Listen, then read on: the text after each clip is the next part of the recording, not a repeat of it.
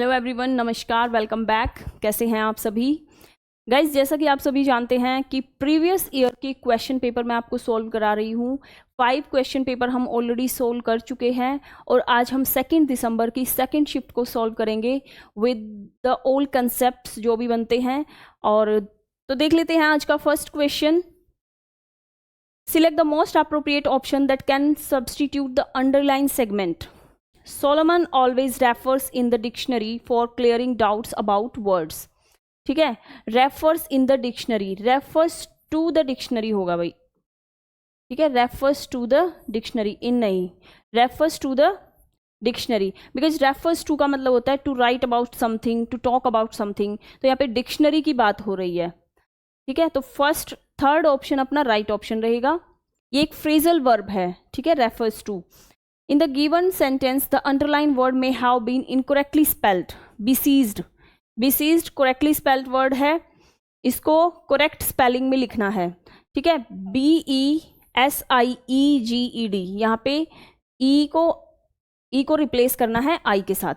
ठीक है, besieged का मतलब होता है to surround a place with an army, यानी किसी जगह की घेराबंदी करना, उसको नज़रबंद करना। ठीक है, थर्ड क्वेश्चन रहेगा, in the given sentence in the underline word में have been incorrectly spelled word.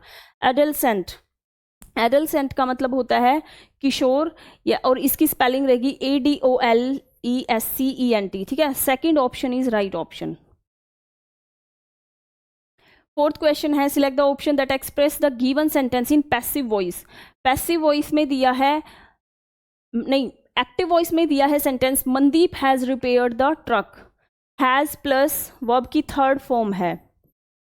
ठीक है, तो हैज़ प्लस वर्ब की थर्ड फॉर्म पैसिव में चेंज होके बन जाता है has plus been plus verb की थर्ड फॉर्म। ठीक है, तो देख लेते हैं, the truck have been, have का यूज नहीं होगा बिकॉज सिंगुलर सब्जेक्ट है।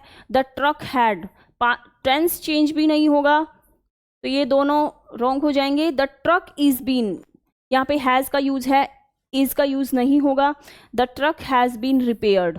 ठीक है, फोर्थ ऑप्शन में अपना स्ट्रक्चर फॉलो हो रहा है, तो fourth option is are right option. Select the option that can be used as one word substitute for the underline group of words. The man supervising the exam had a huge moustache. ठीक है, जो teacher होते हैं exam के time पे जो supervise करते हैं क्लास को, उनको बोलते हैं इन्विजिलेटर। तो वही पूछा गया है, इसका राइट ऑप्शन हो जाएगा fourth, invigilator. Rearrange the part of the sentence in correct order. Paragraph start हो रहा है, अ सिंगल यूरेनियम, यूरेनियम क्या, पैलेट्स, पैलेट से होगा a single uranium pellet slightly larger than, because pencil नहीं हो सकता, यूरेनियम की पैलेट्स होती हैं। ठीक है, क्यू से हमारा स्टार्ट होता है, थर्ड ऑप्शन राइट हो जाएगा। तो देख लेते हैं इसके अकॉर्डिंग कि जो सिंगल यूरेनियम पैलेट होती है वो स्लाइटली लार्जर होती है, pencil eraser, but contain the same energy, पर वो सेम एनर्जी कंटेन करती हैं जितनी की as a ton of coal, 3 barrel of oil और 17,000 cubic feet of natural gas में जितनी एनर्जी होती है, इतनी एक यूरेनियम पैलेट में होती है। तो ये एक मीनिंगफुल पैराग्राफ बन रहा है according to option third. Select the correct direct form of the given sentence. Direct form select करनी है। ठीक है, mister Sharma ask him if Maya had invited him for lunch. देखिए, इंटरोगेटिव सेंटेंस है एंड इंटरोगेटिव में इनडायरेक्ट फॉर्म में हमेशा conjunction के रूप में इफ का यूज होता है। माया हैड इनवाइटेड, तो हैड किससे चेंज होके आया होगा, हैज हैव चेंज हो जाता है हैड में।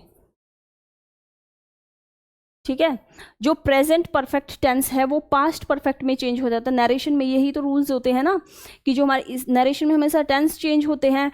प्रेजेंट इंडेफिनिट पास्ट इंडेफिनिट में चेंज होता है, प्रेजेंट परफेक्ट पास्ट परफेक्ट में चेंज हो जाता है। तो हैज़ हैव को हम हैड में चेंज करते हैं।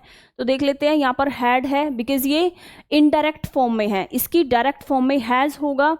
Mister Sharma said to him, यहाँ पर भी हिम का यूज है, ऑब्जेक्ट हिम है। Has Maya invited you for lunch, तो फर्स्ट ऑप्शन अपना बिल्कुल राइट है। औरों में देख लेते हैं कि गलत क्यों है। Mister Sharma said to me, देखिए ऑब्जेक्ट यहाँ पर हिम का यूज है तो यहाँ पर टू मी यूज नहीं करेंगे। Mister Sharma said to him had, had वहाँ पर ऑलरेडी है, हैड हैज हैव से चेंज होके जाता है और यहाँ पर ऑलरेडी हैड दिया है तो ये भी क्वेश्चन गलत हो जाएगा option. Mister Sharma said to him did, did का कोई मतलब नहीं है क्योंकि डिड से चेंज नहीं होता है, हैड हैज हैव से होता, ऑलरेडी बता चुकी हूँ। तो फर्स्ट अपना राइट ऑप्शन रहेगा। Select the most appropriate synonym of the underline word in the following sentence. Word है इलनेस, इलनेस का सिनोनिम बताना है भाई। इलनेस का सिनोनिम रहेगा सिकनेस, यानी कि बीमारी, sickness. Select the option that express the given sentence in active voice. The joule thief was punished bye जज, पैसिव वॉइस में दिया है, इसकी एक्टिव फॉर्म को सिलेक्ट करना है। देखिए वॉज वर जो है वो चेंज होते हैं वर्ब सेकेंड फॉर्म से और डिड से, अगर क्वेश्चन वर्ड्स में है तो, मतलब इंटरोगेटिव सेंटेंस है तो यहाँ पर वॉज पनिश्ड ये नॉर्मल सेंटेंस है, इंटरोगेटिव नहीं है, पॉजिटिव सेंटेंस है। तो ये वॉज वर चेंज हुआ है सेकंड फॉर्म से। पनिशमेंट हैड बीन का यूज नहीं हुआ क्योंकि यहाँ पे वॉज हेल्पिंग वर्ब है। The police had punished, had का यूज नहीं होगा। द जज पनिश्ड, ठीक है, वर्ब की सेकंड फॉर्म है, पास्ट इंडेफिनिट सिंपल पास्ट का यूज है, ठीक है। तो थर्ड ऑप्शन बिल्कुल राइट रहेगा बिकॉज ये अपने स्ट्रक्चर को फॉलो करता है। Select the most appropriate option to fill in the blank. The little boy demanded colorful balloons, ribbons in the village fair. When the father don't pay heed to his demand, the boy made a wry face. कि जब बच्चे को उसने demand किया colourful ribbons और balloons के लिए fair में, उसके फादर ने उसको हीड नहीं किया, उसकी बात नहीं सुनी। And boy made a wry face, upset हो गया, रूखा फेस कह देते हैं, उसने डिस्डेनफुल ग्रेमेस, ठीक है, उसका मूड अपसेट हो गया, उसने ऐसा ही फेस बनाया। Select the most appropriate synonym of the underline word. Noxious, noxious का सिनोनिम बताना है। नैक्शियस मीन्स होता है कंसर्न, लिंक, बंधन कह सकते हैं, ठीक है, लिंक इसका सिनोनिम रहेगा, ठीक है। 12th क्वेश्चन है select the most appropriate option to fill in the blank and complete the collocation. Every time my boss comes up with some good idea, कि मेरे बॉस हमेशा एक गुड आइडिया के साथ आते हैं। He gets into trouble, he gets into trouble का मतलब होता है वो बट डेंजर में आ जाते हैं, कठिनाई में फंस जाते हैं, क्योंकि जब हम कोई भी नया काम स्टार्ट करते हैं तो एक बार ट्रबल आता है ज़रूर। तो इसका फर्स्ट ऑप्शन इसका राइट ऑप्शन रहेगा। Select the most appropriate option that can substitute the underline segment in the given sentence. One of my friend is gone, underline segment है ये वाला, is gone to Goa for a holiday. देखिए is M R K साथ या तो verb की first form का use होता है या फिर इनके साथ ही वर्ब की फर्स्ट फॉर्म प्लस आईएनजी यानी कि कॉन्टिन्यूअस टेंस में ये स्ट्रक्चर फॉलो होता है। बट इसके साथ वर्ब की थर्ड फॉर्म नहीं होगी, अगर थर्ड फॉर्म है तो वो हैज़ हैव के साथ आती है, ठीक है। One of my friends has gone, कि मेरे फ्रेंड्स में से एक जा चुका है गोवा हॉलीडे के लिए, ठीक है। The following sentence has been split into 4 segment. Error वाला, ग्रामेटिकल एरर वाला सेगमेंट सिलेक्ट करना है। Neither the doctor nor the nurse were present when the patient reach the hospital. Neither the doctor, देखिए इसमें 2 सब्जेक्ट का use किया गया है इस सेंटेंस में। फर्स्ट है neither the doctor nor the nurse, second subject हो जाएगा नर्स।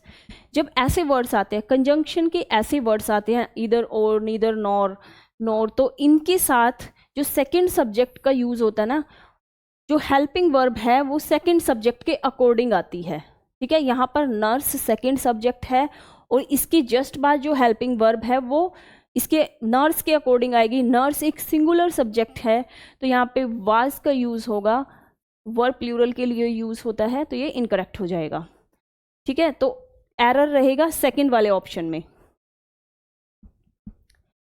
15th क्वेश्चन है भाई, select the most appropriate option to fill in the blank. Although I have a good job I wish to take the dash of starting my own business, कि यद्यपि मेरे पास एक अच्छी जॉब है but I wish to take, मैं wish करता हूँ कि मैं रिस्क लेता हूँ of starting my own business, कि मैं अपने बिजनेस के लिए रिस्क लेता हूँ।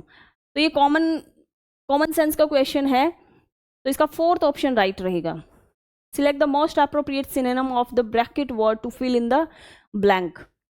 If we want to progress we must sometime embrace mutate. Mutate का सिनोनिम बताना है भाई। म्यूटेट मीन्स होता है to change into a new form, ठीक है। तो म्यूटेट का मतलब ही होता है चेंज करना, सिनोनिम हो जाएगा चेंज।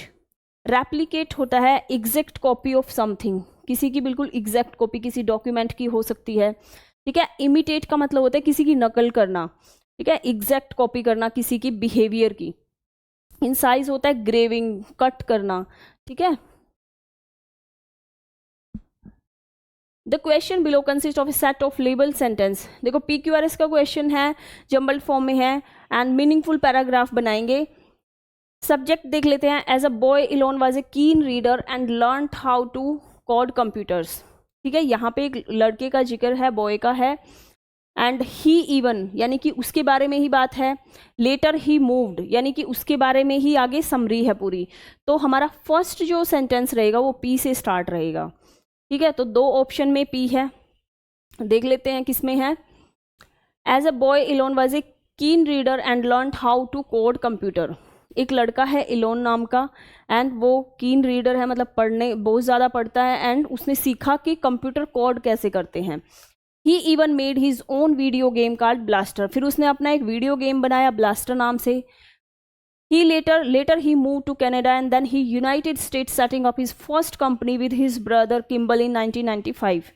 फिर उसके भाई के साथ जब वो कनाडा मूव हुआ तो यूनाइटेड स्टेट्स ने उसकी कंपनी सेट की, उसकी कंपनी सेटिंग अप करा उसकी कंपनी का उसके भाई के किम्बल के साथ 1995 में।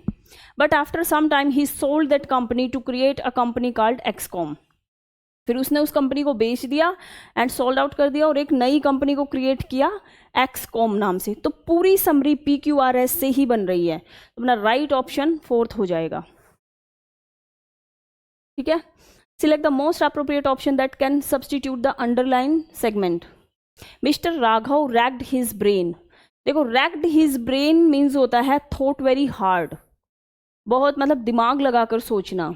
कि जो राघव है उसने वेरी हार्डली सोचा बट वो ये सोच नहीं सका कि उसने अपनी बुक को कहाँ लेफ्ट किया, कहाँ छोड़ा, ठीक है, ये उसको पता नहीं चला। 20th क्वेश्चन है select the most appropriate antonym of the underline word the recent disaster of unprecedented. Unprecedented का मतलब होता है not existed, not having happen, ठीक है, जो कभी घटित नहीं हुआ, ठीक है। तो इसका सिनोनिम हो जाएगा फैमिलियर। फैमिलियर मीन्स होता है परिचित, जिसको सब जानते हैं फैमिलियर, ठीक है। तो इसका ये हो जाएगा अनप्रेसिडेंट का सिनोनिम। कॉम्प्रीहेंशन का क्वेश्चन आ गया है भाई। देखो ये सारा टैटूइंग एक आर्ट होती है, टैटू बनवाते हैं ना अपनी स्किन पर, तो उसके बारे में ही पूरा इस कॉम्प्रीहेंशन में बताया गया है। Tattooing is a talent that require a lot of time and, ये टैटूइंग एक ऐसी आर्ट है, एबिलिटी, टैटूइंग एक ऐसी आर्ट है जो रिक्वायर करती है, जिसको चाहिए होता है टाइम एंड एबिलिटी, योग्यता भी होनी चाहिए आपके अंदर, टाइम के साथ साथ एबिलिटी भी हो। There are many various kinds and genre. There are various kinds and genres of tattooing. Tattooing was and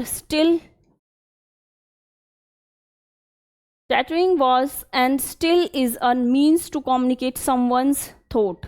कि टैटूइंग एक किसी के थॉट्स को भी कन्वे करता है और life by permanently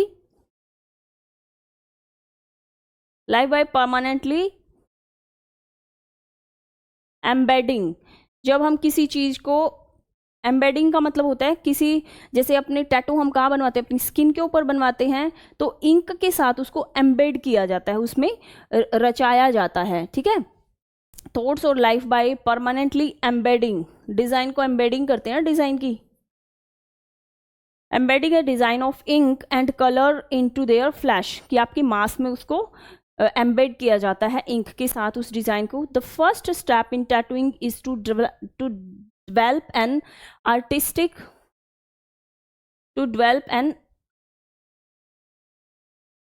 artistic attitude.